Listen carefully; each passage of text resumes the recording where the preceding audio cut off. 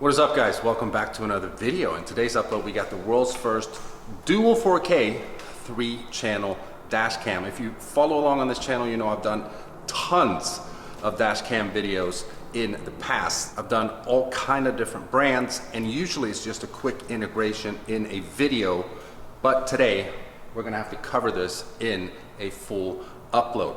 So we're gonna do a quick little install process, and we're also gonna talk about why everyone, in my opinion, needs a dash cam because of the security and the peace of mind that you get. And I'm also going to mention personal situations where a dash cam has actually saved my ass.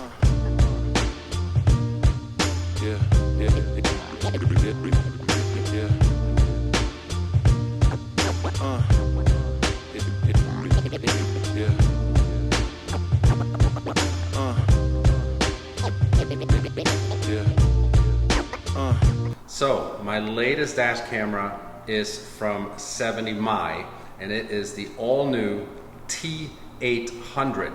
And like I said, this is the world's first dual 4K 3-channel dash cam. And what that means is the front lens films in 4K, and the rear lens, which you can't even see because I have such dark tinted windows, films in 4K as well. I've had dash cams before that film in 4K up front, but they're always 1080p for the rear. Now, the in-cabin lens films in 1080p. What I also like about this one is that it's not too big. The previous one I had from a different brand, which was excellent as well, not knocking it at all, but it was a lot bigger than this one. So the dash cam is actually already installed. Even though I'm holding it, you can remove the main unit very simply. But quickly, I'm going to show you guys how easy this was to install. We'll take a quick look at it again. It's got a pretty big screen. There we have the in-cabin camera or lens, and then we have the lens that will be filming outside. And then we got a power button here. I already put the SD card, and this is where we plug in the front and rear camera. So obviously it comes with an instruction manual, and this is all the stuff that we're going to need. So these are electromagnetic stickers. Now luckily I already have one sitting right here. You can't really even see it because I've had so many dash cams in this car, so I can actually save these, which is great if I ever want to move the dash cam around to another car or whatever. This just makes it easier to get the dash cam off and on. So first we're going to install this mounting bracket, and this clicks on to the dash cam like that, so it's easy to get the actual unit off and on. Yeah, I think I call these electromagnetic stickers. They're electrostatic stickers. My apologies. I mean, you can pretty much install it wherever you want. I've had a lot of cameras sitting right here, but up here, it's kind of a little bit out of the way of the field of vision. I think this is gonna work pretty good. So then we just need the power cord. Plug that in like that. And then all you do is you tuck this cord underneath like that. It's a little hard to do while filming and you only got one arm, but you do it all the way through here, however you choose to do it, under the little stripping here. And basically you just hide the cord and you can't see it. And part of the kit is these little tucking, picking tools, whatever you want to call them. You can get in underneath here and tuck the cord. All right, so power cable is connected and is plugged into the 12 volt. We're going to use this cord. We're going to route it all the way back and then install the rear camera right there. All right, so it's installed and ready to go. We got the cords pretty much all hidden all through here, underneath here, and the rear dash is sitting right there. So we're obviously gonna go for a drive here and check out the image quality from the front, the rear, and the in-cabin camera. But again, if you follow my channel, you know that I've talked about this so many times, and just 2 times out of many where a dash cam has really saved me was back in 2017. Many will remember that I was in an accident with my current C63 at the time. A guy ran a red light, made a left turn, hit us. Long story short, he tried to say that it was my fault that I ran a red light, but obviously I didn't, and because I had a dash cam, I was able to prove that it was his fault and not mine. Another time I was caught for speeding, even though I was speeding in the state of Georgia. The police officer said that I was going 90 miles an hour. I could prove in court, because of a dash camera, that I was only going 85. Even though it was speeding, that whole thing was thrown out because they were trying to claim that I was going 90. And this is what I mean with peace of mind. You know, hopefully you never have to really use your dash camera. Hopefully you're never in an accident. Hopefully no one ever tries to break into your car. Hopefully you're never a victim of a crash for cash insurance scam. And if you don't know what that is, it's basically weird people that jump out of nowhere in traffic, usually on more tighter streets and so on, come jumping out of a bush up on your car, and then they lie and said that you hit them, and then they try to get insurance money from that. If you have a dash cam, you can prove that that person is lying. You know, we all hope that these things don't happen, of course, but we live in a world where bad stuff unfortunately does happen, and that's why you need a dash camera. In my opinion, I've had them in every car that I've owned since 2017. And if you're going to have a dash cam, you might as well get one that films in 4K front and rear and also has an in-cabin camera, because that means that you're covered from every angle. And also, if you're an Uber driver, for instance, or Lyft driver, any kind of ride share, it's a security for you as a driver to be covered inside, obviously, and also outside. So the camera has a lot of different features. For instance, if you click this one, you can shift between the different camera modes, or you can choose what camera is mainly displaying on the screen. But if I click this, for instance, the rear camera pops up. If you have an older car that doesn't have a backup camera, am I saying that this is the perfect option for a backup camera? No, but it's definitely going to be the best option for the money. So if you don't have a backup camera, your dash cam can technically dub as a backup camera as well. So the other day I was driving on this street right here, and it was pouring down rain, as you guys can see in this clip. And I mean, I don't know if it did, but I'm pretty sure that lightning almost or did hit my car. Just check out this footage right here. Whoa!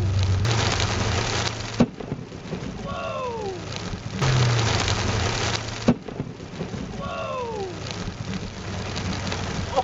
Whoa! Oh. Dang, dude. I love it. That was like right above us somewhere. I mean, I don't think I've ever heard it that loud. The whole dash cam kind of flickered when the lightning hit. I've never heard it that loud. I know that audio is kind of distorted in that clip because the rain is pouring down on the car, you know, so hard. And they do say the safest place to be in a lightning storm is in a car, because of just how it's built and how it channels the electricity down through the tires. If I'm not mistaken, I'm definitely not an expert in all that, so correct me if I'm wrong. But you can definitely encounter some interesting things on your dash cam when you're driving. What the hell? So, dual 4K 3-channel dash cam, the first in the world. And as you guys can see from the front camera lens, the quality is just impeccable. You can easily read any kind of license plate.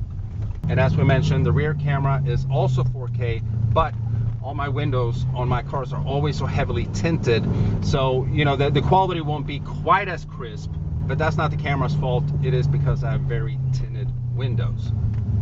And the sensor that's used in the 70mai T800 is the Starvis 2 IMX 678, and basically that is the gold standard for any dash camera and just image quality for a dash cam in general. And 70mai also uses something called night owl vision for when you're driving at night. The image quality is just, it's fantastic. Just check out these clips when I'm driving downtown Pittsburgh.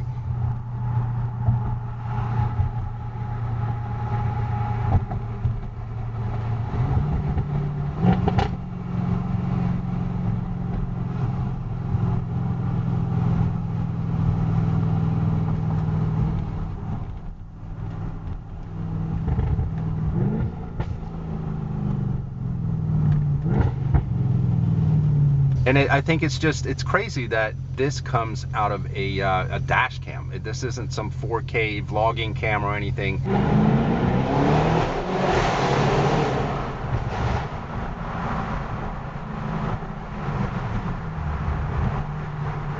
It is a dash cam that is sitting on the front windshield of your car. And even at night through the rear camera, you can see pretty well. Again, with the tint, it doesn't really help. But for most people that don't have dark tint like this, you're gonna have excellent vision out of the rear at night as well.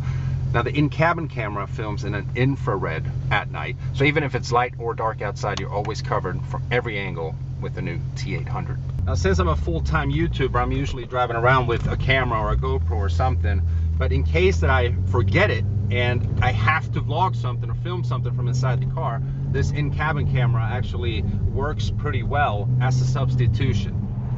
No.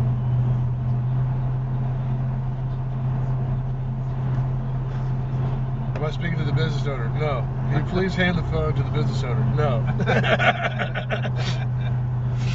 Was that some lender or something? Bro, they call every day, all day, man. It's so annoying. All day long. Text messages, you've been approved for up to $3 million. Da, da, da, da, da, da, da. And I'm like, we only take donations. No loans, just donations. Now, like I showed earlier, I chose to put the dash camera up here to the right. I could technically put it over here and have a better angle, but I just like it, since it's not too big either, it's kind of out of the way there and doesn't impede my field of vision. Now, luckily, I can park in a garage every night. I rarely have to park on the street. But that's not a reality for most people. They park outside, and when your car is stationary and you're not in it driving, the T800 comes with a surveillance mode as well that you can use either through 4G or a hardwire kit. So the dash cam has a G sensor which notices if someone crashes into your car, if someone's trying to open it, basically if there's any kind of movement or anyone standing in front of your car for too long, and it'll start filming while the car is parked. I've chosen to just plug it in through the 12 volt. Now, if you are parking outside and you live in a place that gets extreme temperatures, the T800 has a new super capacitor in here that can withstand extreme temperatures from minus 40 degrees Celsius, which is minus 40 degree Fahrenheit as well, or plus 80 degrees Celsius, which is 185 degree in Fahrenheit. Now, also, since the dashcam films in 4K, the SD card slot here, I chose to put a 512 gigabyte SD card because the files are going to be bigger. Now, you can choose to film in 1080p as well, but why would you if it films in 4K? The T800 also comes with an app, of course, and you just join through a Wi-Fi hotspot, and then you can check your albums here. Oh, that was a picture. Click here and access your albums, parking surveillance, time-lapse videos, photos, and all videos there. There I am. Cameras. You got the rear camera right there. So if you've never had a dash cam, hopefully this video has encouraged you to get one. And the main reason you get it is peace of mind. It's a safety aspect to have one. Now, if you currently have one and you've been looking to upgrade, the T800 is the best option on the market currently because it is, again, the world's first dual 4K 3-channel dash cam. Now, usually these 4K dash cams are pretty expensive, but because it is the world launch of this specific model from 70mai, they have a perk price of $279, which is an excellent price for a dash cam, especially since it is dual 4K. So if you're in the market and you've been thinking about getting one or possibly upgrading, now is the time. Click the link in the description and pick one of these up for yourself. I guarantee you, you're not going to regret it. And thanks to 70mai for partnering up with me and sponsoring today's video.